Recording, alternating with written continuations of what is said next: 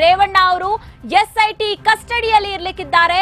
SIT ಅಧಿಕಾರಿಗಳು ಕೇಳುವಂತಹ ಪ್ರಶ್ನೆಗಳಿಗೆ ಹಾಗೆ ಅವರು ವಿಚಾರಣೆಯನ್ನ ಕೂಡ ಮಾಡ್ತಾರೆ. ಹೀಗಾಗಿ 3 ದಿನಗಳವರೆಗೆ ರೇವಣ್ಣ ಅವರು ಎಸ್ಐಟಿ ಕಸ್ಟಡಿಯಲ್ಲಿ ಇರಲಿಕ್ಕಿದ್ದಾರೆ. ಈಗಷ್ಟೇ ಆದೇಶ ಹೊರ ಬಂದಿರುವಂತದ್ದು 4 ದಿನ ಎಸ್ಐಟಿ ಕಸ್ಟಡಿಗೆ ನೀಡಲಾಗಿದೆ.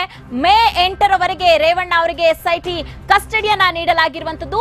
ಏನಿವತ್ತು ಸಂಜೆ ಜಡ್ಜ್ ಮುಂದೆ ರೇವಣ್ಣ ಅವರನ್ನ ಪ್ರೊಡ್ಯೂಸ್ ಮಾಡಲಾಗಿತ್ತು. ಎಸ್ಐಟಿ ಅಧಿಕಾರಿಗಳು ಅವರನ್ನ ಕರೆದುಕೊಂಡು ಹೋಗಿದ್ರು. ಅಷ್ಟೇ ಅಲ್ಲದೆ ಇದೆಲ್ಲ ಆದ ನಂತರದಲ್ಲಿ ಇದೀಗ ತೀರ್ಪು ಹೊರ ಬಂದಿದೆ.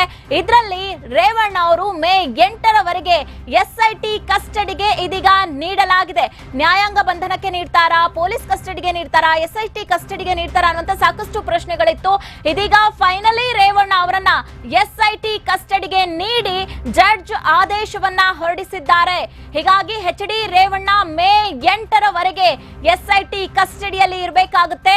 ಎಸ್ಐಟಿ ಅಧಿಕಾರಿಗಳು ಮಾಡುವಂತಹ ವಿಚಾರಣೆಯಲ್ಲಿ ಅವರು ಭಾಗಿಯಾಗಬೇಕು. ಅಷ್ಟೇ ಅಲ್ಲದೆ ಅವರು ಕೇಳುವಂತಹ ಪ್ರಶ್ನೆಗಳಾಗಿರ್ಬೋದು ಎಲ್ಲದಕ್ಕೂ ಕೂಡ ಅವರು ಜವಾಬನ್ನ ನೀಡಬೇಕಾಗುತ್ತೆ. ಹೀಗಾಗಿ 4 ದಿನಗಳವರೆಗೆ ಎಸ್ಐಟಿ ಅಂಡರ್ ಕಚೇರಿಯಲ್ಲಿ ಇರ್ತಾರೆ ರೇವಣ್ಣ ಅವರು. ಅವರ ಒಂದು ವಿಚಾರಣೆಯಲ್ಲಿ ಭಾಗಿಯಾಗ್ತಾರೆ. ಮೇ 8ರವರೆಗೆ ಅಂದ್ರೆ ಈಗಾಗಲೇ ಕಿಡ್ನಾಪ್ ಕೇಸ್ ನಲ್ಲಿ ರೇವಣ್ಣ ಅವರು ಎಸ್ಐಟಿ ಕಸ್ಟಡಿಗೆ ಇದೀಗ ಪಡೆದುಕೊಂಡಿರುವಂತದ್ದು. ಕಿಡ್ನಾಪ್ ಕೇಸ್ ನಲ್ಲಿ ನಿನ್ನೆ ಸಂಜೆ ಅವರನ್ನ ಬಂಧಿಸಲಾಗಿತ್ತು. ಎಸ್ಐಟಿ ಅಧಿಕಾರಿಗಳು ಅವರನ್ನ ಬಂಧಿಸಿದ್ರು.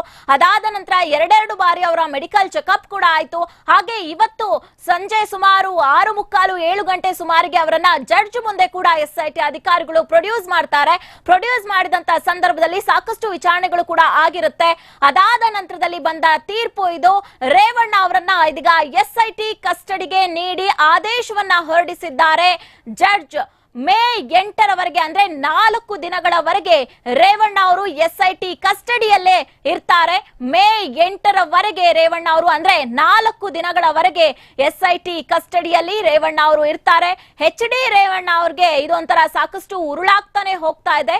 ಕಿಡ್ನಾಪ್ ಪ್ರಕರಣದಲ್ಲಿ ಅವರಿಗೆ ಸಾಕಷ್ಟು ತೊಂದರೆಗಳು ಕೂಡ ಆಗ್ತಾ ಇದೆ. ಇದೀಗ ಎಸ್ಐಟಿ ಕಸ್ಟಡಿಗೆ ನೀಡಿ ಜಡ್ಜ್ ಆದೇಶವನ್ನ ಹೊರಡಿಸಿರುವಂತದ್ದು. 4 ದಿನ ಅಂದ್ರೆ ಮೇ 8ರ ತನಕ ಎಸ್ಐಟಿ ಕಸ್ಟಡಿಯಲ್ಲಿ ರೇವಣ್ಣ ಅವರು ಇರ್ಲಿಕ್ಕಿದ್ದಾರೆ.